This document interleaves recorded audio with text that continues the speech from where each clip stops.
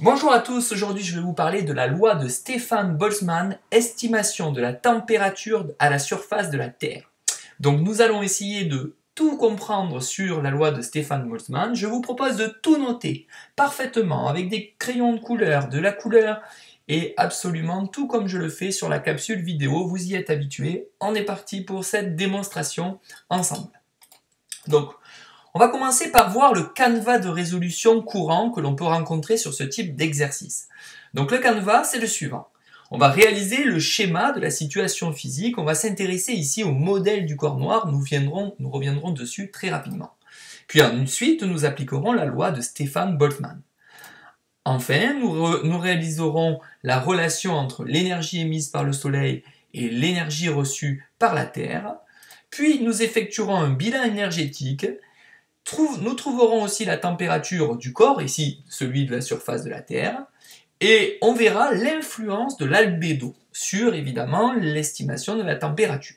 Donc reprenons un tout petit peu maintenant donc les deux études que nous allons faire maintenant, successivement. Donc on va s'intéresser dans un premier temps à la température de la Terre, mais sans atmosphère. On se placera dans le cas du corps noir. Donc on suppose que le rayonnement issu du Soleil est absorbé par la Terre, on considérera que la Terre est un corps noir idéal. Ensuite, on s'intéressera toujours à la température de la Terre sans atmosphère toujours, mais cette fois on considérera que la surface de la Terre réfléchit une fraction du rayonnement incident. C'est ce qu'on appelle ici l'albédo, et nous verrons les conséquences sur la température. Donc, commençons l'étude 1. Donc l'étude 1 consiste à étudier donc la Terre et on s'intéresse donc à la température de la Terre évidemment et on suppose que cette température est liée finalement au rayonnement du Soleil. Donc si on essaye de comprendre un petit peu, le Soleil émet un rayonnement, la Terre lui est un corps noir et nous allons définir ce qu'est un corps noir.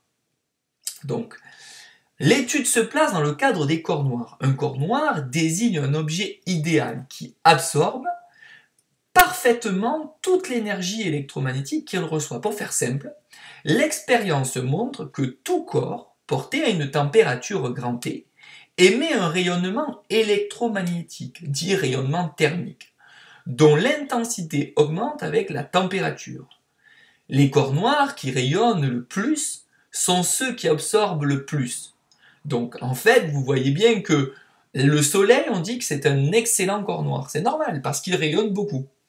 En revanche, la Terre est un beaucoup moins bon corps noir, mais que nous allons, pour cette partie, supposer quand même comme corps noir parfait, c'est-à-dire idéal.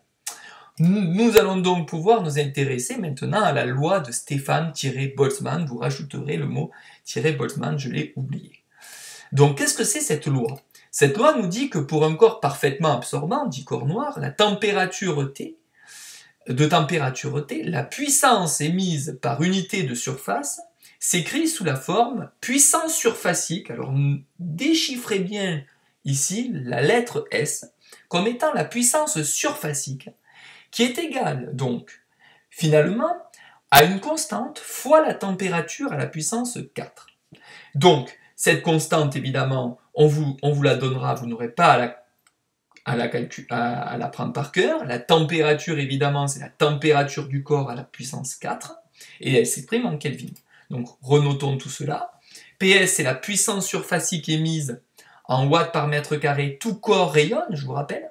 Pourquoi ? Parce qu'il a une température, et il rayonne avec la puissance quadratique de la température, c'est-à-dire de la température du corps noir que l'on exprime en Kelvin. Donc maintenant que nous connaissons finalement cette formule, elle nous permet de connaître déjà des relations extrêmement intéressantes, c'est-à-dire que nous savons que nous avons une puissance surfacique qui nous permet d'être calculée, puisque nous avons une température, on pourrait s'amuser à calculer la puissance surfacique émise par un corps humain à 37 degrés Celsius, par exemple.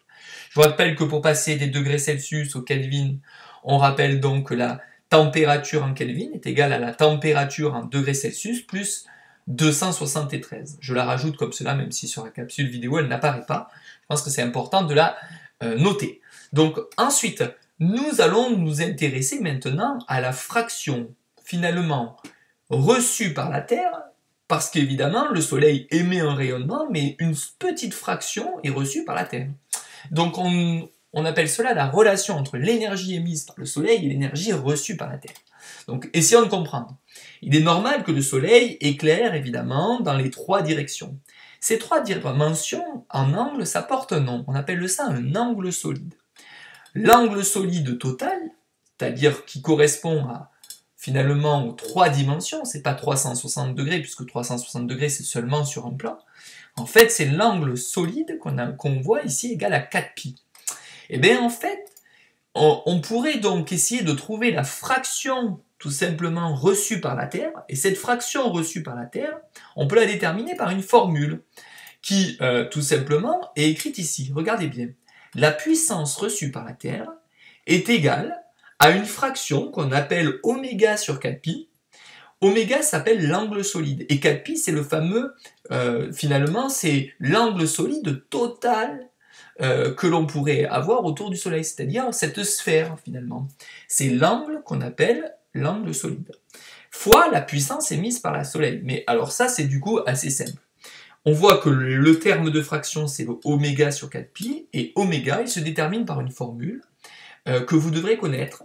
Oméga, c'est tout simplement, c'est l'angle solide, c'est la fraction finalement, c'est la surface, donc le pi rt carré, c'est la surface de la Terre, sur la distance qui les sépare. C'est-à-dire que on peut donc réécrire ça sous la forme angle solide, c'est pi rt carré sur d carré, que l'on remplace ici.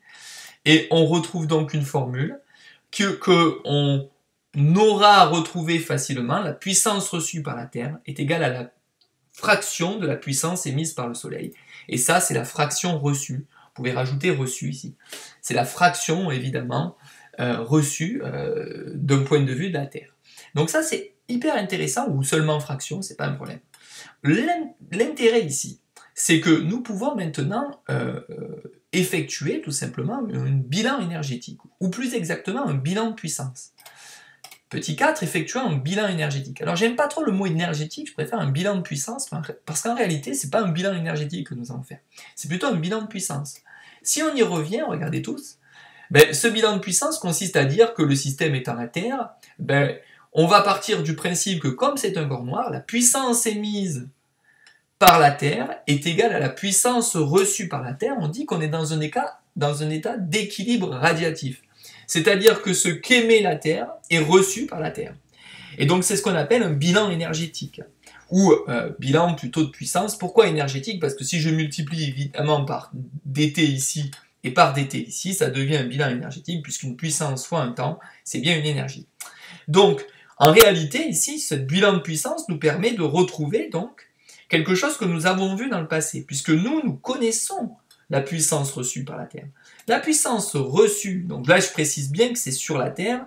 Pour faire un bilan, il faut évidemment parler du même système. Ici, c'est la Terre. Et donc la puissance reçue par la Terre, c'est la fraction, évidemment, de la puissance émise par le Soleil, que nous avons déjà trouvée dans le passé. Donc on pourrait écrire ça sous cette forme, la puissance émise par la Terre, c'est égal à la fraction fois la puissance émise par le Soleil. Et donc vous voyez bien qu'on est parti ici de quelque chose qui, c'est quand même assez subtil de parler de la puissance émise par la Terre est égale à la puissance reçue, et que c'est seulement ça que nous connaissions, et que nous avons pu remplacer ici. Ainsi, nous sommes en mesure de pouvoir résoudre l'exercice. Pourquoi? Parce qu'une puissance, c'est rien d'autre qu'une puissance surfacique fois la surface. Je n'ai plus qu'à réécrire ça sous cette forme. Regardez bien. La puissance surfacique émise par la Terre fois la surface de la Terre est bien égale à la fraction, toujours la même, fois tout simplement la puissance émise par le Soleil fois la surface de le Soleil. Or, nous avions besoin de passer par la puissance surfacique, puisque la puissance surfacique fois la surface correspond bien à une puissance. Donc là-dessus, il n'y a pas de doute. Et nous connaissons la relation de Stefan Boltzmann qui ne parle que de la puissance surfacique. C'était le seul moyen de revenir aux températures. Donc maintenant, quand on a écrit ça, il ne nous reste plus qu'à tout simplement développer le terme de la surface de la Terre et de la surface du Soleil. Comme ce sont des sphères, c'est facile à trouver. Je vous rappelle que nous avons déjà vu l'expression tout simplement de la surface d'une sphère, c'est 4πr². Alors pour la Terre, ça fera 4πrt². Et pour le Soleil, ça fera 4πrs carré. Donc en réalité, ici, il va y avoir plein de simplifications qui vont arriver. Donc j'ai réécrit cette expression et nous allons maintenant nous intéresser aux simplifications. On voit bien que les 4π se simplifient. On voit aussi que les RT carrés se simplifient. Et on voit alors qu'on pourrait réécrire ça sous la forme la puissance émise par la Terre est égale à Rs au carré sur 4d carré fois la puissance émise par le Soleil. Et donc ce qui est intéressant ici maintenant, c'est que nous pouvons évidemment remplacer la puissance surfacique par l'expression de Stefan Boltzmann, et la puissance émise par le Soleil, c'est une puissance surfacique par l'expression de la loi de Stefan Boltzmann. Donc maintenant que nous avons fait ça, je réécris et j'applique maintenant la loi de Stefan Boltzmann. La loi de Stefan Boltzmann, ça c'est sigma t à la puissance 4 de la Terre, qui est égal à la fraction du rayon du Soleil au carré sur la distance qui sépare le Soleil et la Terre au carré, on n'oublie pas le facteur 4, fois sigma de la température du Soleil à la puissance 4. On voit évidemment que les sigma, qui est ici des constantes, peuvent se simplifier. On peut donc trouver la température du corps de la Terre. Le corps, évidemment, c'est pas de n'importe quel corps ici, c'est la température de la Terre. Et donc, grâce à la température du Soleil, on peut retrouver du coup l'expression de la température à la surface de la Terre à l'aide de la formule suivante. Donc ça, c'est à savoir retrouver. On peut réécrire ça sous une forme évidemment un peu moins lourde, en évidemment remplaçant le racine quadratique par un racine carré, évidemment. La température de la Terre est égale à la température du Soleil fois la racine au carré de Rs sur 2d. Donc ça, c'est comme ça qu'on peut calculer et estimer la température de la Terre. Nous le verrons avec l'activité que l'on vous distribuera. Donc ensuite, on va maintenant s'intéresser à l'étude 2. Donc la Terre, un mauvais corps noir. Et oui, comme je vous le disais au tout début, tout simplement, le corps qui rayonne le plus sont ceux qui absorbent le plus. Donc évidemment, un très bon corps noir, c'est un corps qui émet beaucoup de rayonnement. Donc en réalité, le Soleil est un très bon corps noir. En revanche, la Terre, évidemment, est un corps noir beaucoup moins idéal que celui du Soleil. Donc nous allons pour cela prendre compte, en réalité, pour rendre finalement compte de la situation physique, il faudra qu'on prenne en compte que le rayonnement incident, finalement, n'est pas totalement absorbé par la Terre, mais un peu réfléchi par la Terre. Donc en réalité, au lieu d'avoir seulement ça, on va avoir aussi une réflexion. Et cette réflexion, c'est ce qu'on appelle l'albédo. Une partie du rayonnement est réfléchie par la surface de la Terre que l'on appelle grand A, et c'est l'albédo. La fraction transmise cette fois à la Terre, c'est 1 moins A.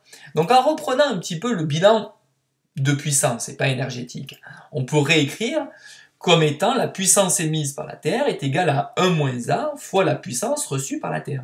Et donc en reprenant un petit peu les expressions précédentes, on arrivera, si vous prenez le temps de refaire tout ce que nous venons de faire, nous reprendrons et noterons que la température de la Terre est égale à la température du Soleil, à la racine à la puissance 4, donc tout ça à la puissance 1 quart en définitive, ou qu'on peut réécrire sous cette forme.